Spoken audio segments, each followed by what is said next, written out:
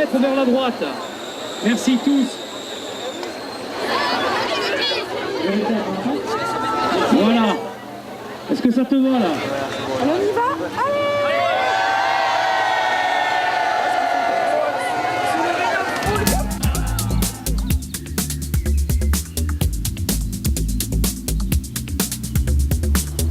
Donc je vais demander à tout le monde déjà de se mettre de ce côté pour libérer l'espace scénique. En fait, nous travaillions sur un autre projet qui était un projet qui avait trait à Sète et aux spécificités sétoises et à la richesse portuaire avec l'histoire de deux familles, Pointe-Courte et Quartier-Haut. Et nous nous sommes rendus compte lors d'une pause d'écriture, au retour de vacances, que Sète avait un patrimoine et a un patrimoine riche d'histoire, avec un port, avec plusieurs origines, avec des racines diverses. C'est un peu un melting pot de culture et de gens qui sont venus le construire en 3 siècles d'histoire. Et nous nous sommes rendus compte que finalement, dans toutes les régions de France, les gens qui avaient un patrimoine le mettaient en valeur, le racontaient pour le faire partager aux touristes et aux gens qui voulaient découvrir leur région. Et que dans notre région Languedoc-Roussillon et dans l'Hérault, il n'y en avait pratiquement pas. Et que Sète était un terrain, j'allais dire, propice à se raconter et à raconter un petit peu au-delà de l'histoire de Sète, l'histoire d'une région, puisque Sète a été créé pour être le port d'une région à l'époque en 1666. En Languedoc, 4 projets vont ainsi sortir de terre et des flots. Nous édifierons une jetée de 600 mètres d'enrochement et de 200 mètres de retour. Et avec notre argent. Dès janvier 1666. Allez. En fait, l'histoire de la ville, c'est pas une histoire de prince, c'est pas une histoire de château fort, c'est pas une histoire de cathédrale. La cathédrale, comme on dit toujours, c'est notre port. C'est l'histoire des pêcheurs, c'est l'histoire des gens qui sont venus, des gavaches qui sont venus de la montagne, c'est l'histoire des Italiens, des pieds noirs.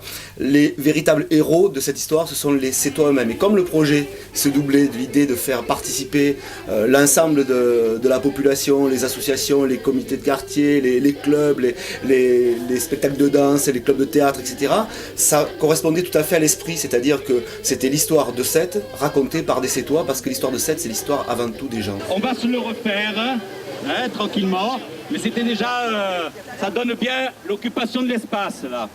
Quand j'ai eu l'occasion de rencontrer Michel et Philippe, et puis des gens qui étaient sur les décors, comme Jean-Jacques Malderez, etc., c'est cette folie-là qui m'a plu, qui m'a conquis et qui m'a donné effectivement l'envie d'embarquer avec eux.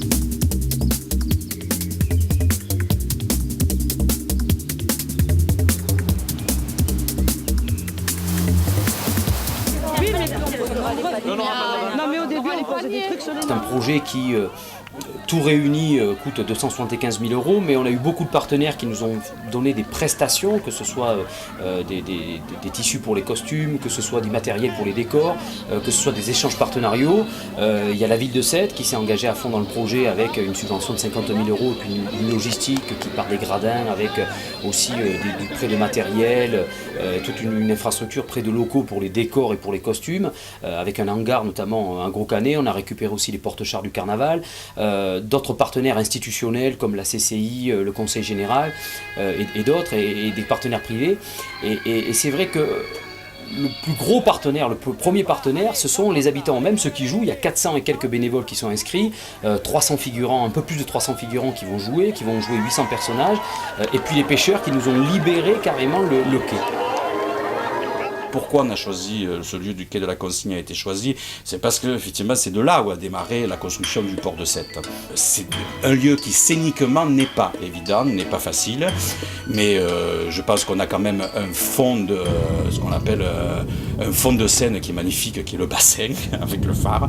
Ça c'est un fond de scène. On a un décor naturel qui est le môle avec la criée. Donc au-delà de ces contraintes techniques que nous allons de toute façon dépasser, je pense que le public trouvera son compte et se régalera autant que nous on se régale. Ça fait qu'une personne à chaque fois. J'espère qu'on refera parce que là...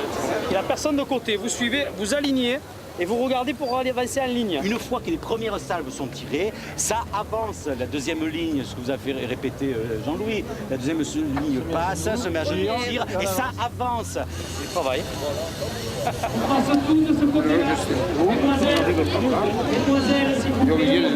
C'est un projet fédérateur où il y a donc, diverses associations qui se sont donc groupées sur ce spectacle, et en particulier donc l'association des jouteurs. Et nous avons donc une scène qui regroupe les 5 jouteurs qui ont remporté donc, la Saint-Louis.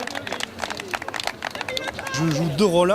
Dans le deuxième tableau, je joue le rôle du chef cuisinier qui accueille l'évêque de Montpellier venir baptiser la première pierre. Et dans le dernier tableau, je joue le rôle de Barthélemy Aubenque, le jouteur qui s'est rendu célèbre pour avoir arrêté la barque contre le pont. Je joue une traverse, moi je suis Martel le gaucher de la Bordigue. J'interprète le rôle de Hilaire Audibert, qui est l'espérance du quartier. Bien, mon rôle, ça sera le rôle d'un ancien champion, un grand jouteur, un jouteur de légende de la pointe courte, Louis Vaillet d'Île-Mouton. Nous avons la même sensation des joutes et je le fais très bien, Vincent Siani, parce que c'est mon père spirituel. Moi, Vincent Siani, on m'appelle l'homme sans victoire. Qui dit mieux? Joseph Martin, le gaucher de la pointe courte, de la Bordigue, pardon. Un avertissement. Le gaucher de la Bordigue. Cette même année, j'ai joué contre le pont Barque-Lancier et j'ai gagné, moi, messieurs. Comme j'ai dit une fois, en fait, ne sont pas leurs débuts par rapport aux planches. Si ce n'est pas les planches théâtrales, ce sont les planches des Tintins, de toute façon, sur lesquelles ils ont été. Et ce sont vraiment des comédiens professionnels de la joute verbale. Fais 1m10, ça fait 3 mètres et quelques. Tu vois pas, il te faut des talons compensés.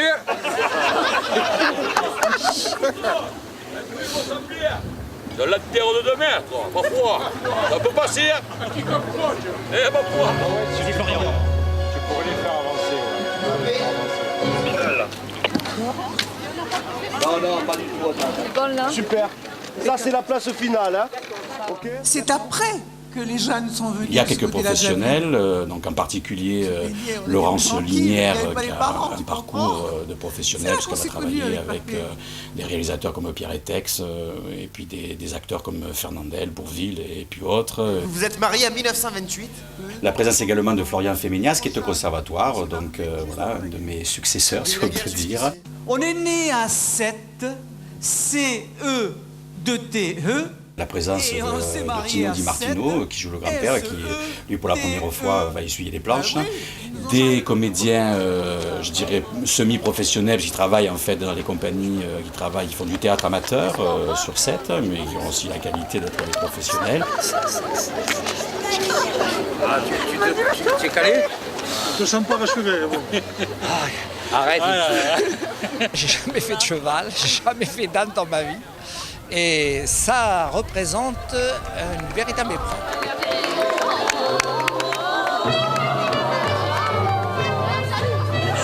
Sur la musique. D'accord. Hein?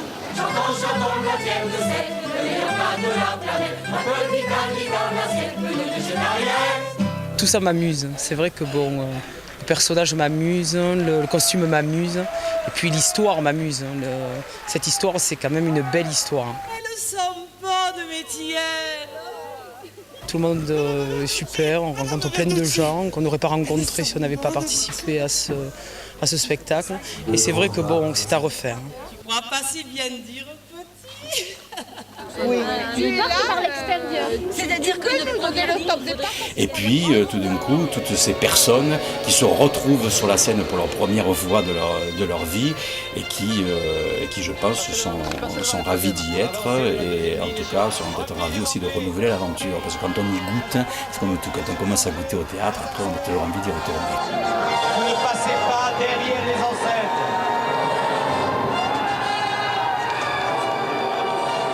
Allez, jusqu'au bout, jusqu'au bout. Noir, les morts s'en vont. Les morts. On dégage les morts. C'est plein. comme pour tous les spectacles, nous confrontons des obstacles et on les surmonte pour arriver au bout du compte à la finalité, c'est-à-dire que tous les gens qui participent à ce spectacle, tous ces bénévoles, puissent déjà en première chose prendre plaisir à raconter leur histoire de la ville, et qu'on puisse ensemble prendre plaisir à donner au public également. Tous bénévoles, y compris les auteurs, jusqu'aux décorateurs qui ont travaillé depuis janvier 2005 par des températures, parfois il faisait à peine 4 degrés à Gros Canet parce que c'est pas un local chauffé, donc ils ont travaillé jusqu'à minuit et demi pour faire des fabuleux décors. Sur les décors, on est environ 15 très actifs et puis une quinzaine qui nous donnent des gros coups de main quand on a besoin pour la peinture par exemple. Tout le monde est très efficace, on est très content. Ok, Christine, enlève tout là, tout. Non, pas tout. Tu viens cette partie-là, ouais. Il faut enlever déjà. Il y a des morceaux de ferraille qui sont accrochés là-haut, ouais. Et puis il faut le couper, tu sais, pour qu'on puisse... C'est un petit peu difficile pour nous parce qu'on travaille toute la journée, alors on travaille le soir, 3 soirées par semaine le soir jusqu'à minuit, souvent de 7h30 à minuit, et puis les samedis et les dimanches. Et puis après la tête, on la prend dessus. Au-dessus, d'accord, oui, on pourra la mettre là, ça mettra un peu de... On a cherché des documents sur internet, des modèles de wagons, de locomotives, et on a construit le train en fonction des récupérations de bois, de métal qu'on a pu faire, en attendant d'avoir les sponsors, et on a réussi à faire, je crois qu'on a réussi à faire quelque chose d'assez original. On veut étonner le public, on veut que le public soit surpris, on veut apporter un peu de poésie et en même temps on veut les choquer en disant c'est pas possible, ils ont réussi à faire ça, c'est extraordinaire. Quand on m'a parlé de ce spectacle, quand on m'a fait lire le scénario, on m'a parlé d'abord de ce décor, il y avait un train. Voilà. Faire arriver un train sur le quai de la Consigne, ça semble assez ahurissant. Et surtout un train qui va arriver que pour 10 minutes de spectacle, encore plus ahurissant.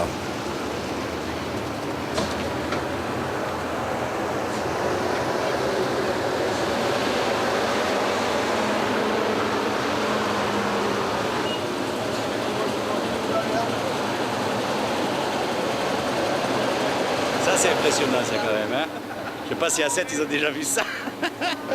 Un train en ville.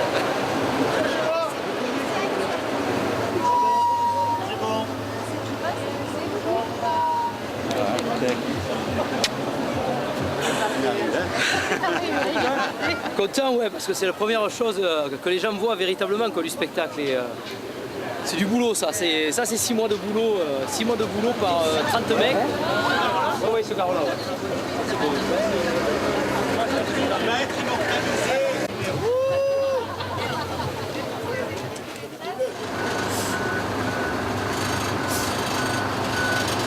Attention, je largue les pattes.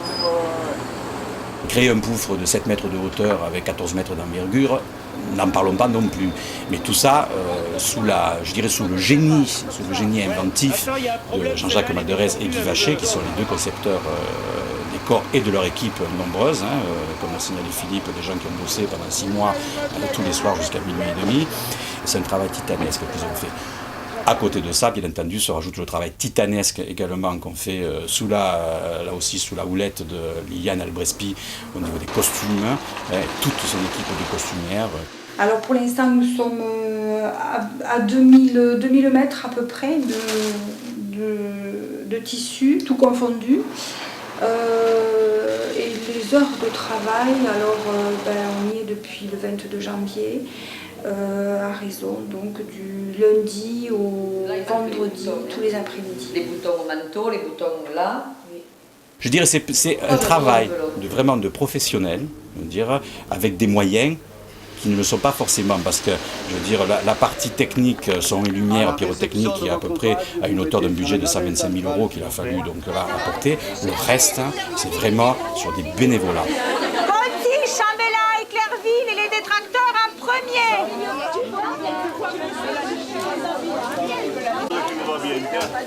Et je peux dire que si on a vu les moyens de l'Opéra Bastille, par exemple, au Paris, mais on aurait fait un travail équivalent. Donc on a fait un travail équivalent sans les moyens financiers. Donc là, chapeau à tout le monde.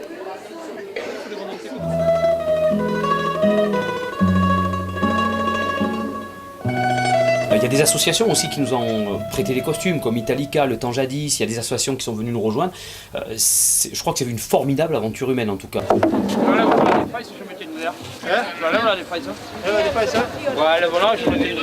C'est une histoire d'eau et cette rame, je pense qu'elle avait vraiment... Elle devrait participer à ça. Alors moi, au niveau des barques, bon, je coordonne tout ce qui est sur l'eau. Donc c'est énorme parce qu'il y a les joutes, il y a les voiles latines, il y a cette rame, il y a le poulpe à déplacer. C'est quand même assez important. Annick, c'est beaucoup de boulot, je suppose. Énorme, affreux. On avait dit, on s'y attendait, mais pas à ce point.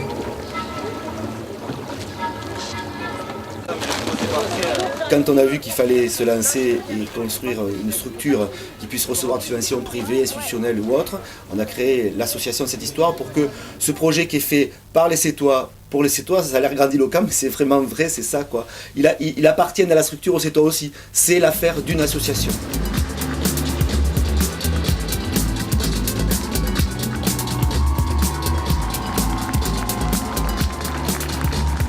L'ambition en fait était dans cette histoire-là une obligation. C'est-à-dire que si on faisait un petit spectacle de kermesse, on n'aurait pas eu l'adhésion d'autant de monde. Alors c'est vrai que ça demande beaucoup d'efforts de persuasion pour emballer tout le monde dans le projet parce que ça paraît toujours un peu fou. Mais si le projet n'avait pas eu cette ambition-là, y compris au niveau technique, puisque ça doit être un spectacle, c'est là aussi où les coûts sont élevés, qui coûtent beaucoup d'argent en technique, en son, en lumière, en pyrotechnie et tout. Si l'ambition n'avait pas été élevée, il n'y aurait pas eu autant d'adhésion au projet et en fait un tel souffle. On ne pouvait pas faire l'impasse par rapport aux équipes de son et lumière et pyrotechnique. Donc voilà, le choix s'est porté sur ces sociétés-là qui coûtent effectivement de l'argent, mais qui sont des sociétés professionnelles et qui en tout cas vont pouvoir apporter à ce spectacle toute la richesse qui est nécessaire en son, en qualité sonore, en qualité de lumière, en qualité de pyrotechnie pour venir accompagner en fait tout le jeu des acteurs, des figurants et créer donc un ensemble de spectacles réellement.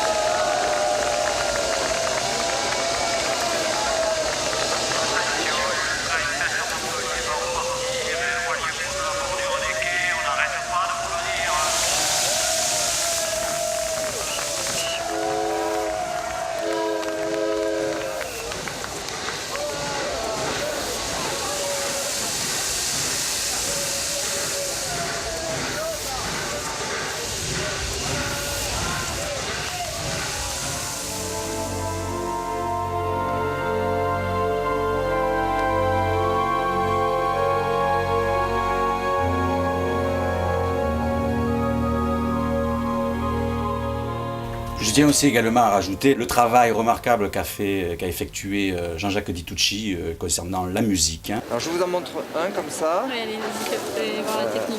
Voilà, tu vois, technique baguette. À égale distance. Voilà, ça c'est pour que les baguettes ne fichent pas le camp dans le feu de l'action.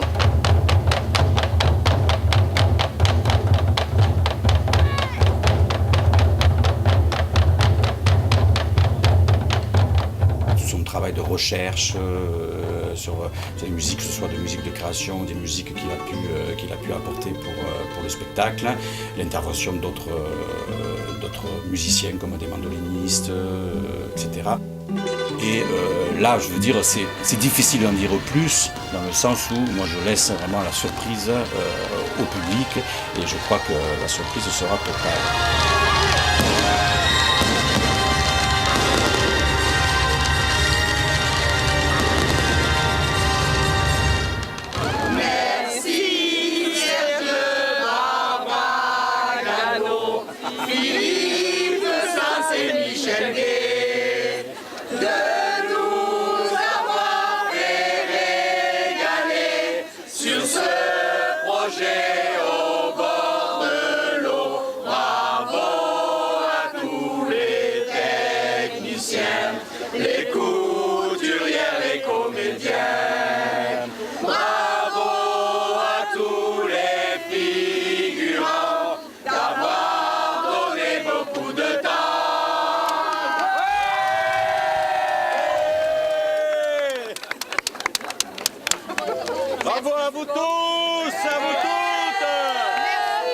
Alors vraiment, aventure, mais inoubliable. Pourtant, tu vois, 30 ans dans le métier, bon, j'en ai vu des choses avec des professionnels, etc. Mais alors là, c'est magique. Hein. Et je le redis encore parce que je l'ai toujours dit, des bénévoles, des amateurs et une qualité professionnelle. Vraiment, je le maintiens. Juste quelque chose, merci à tous. C'est bien ça.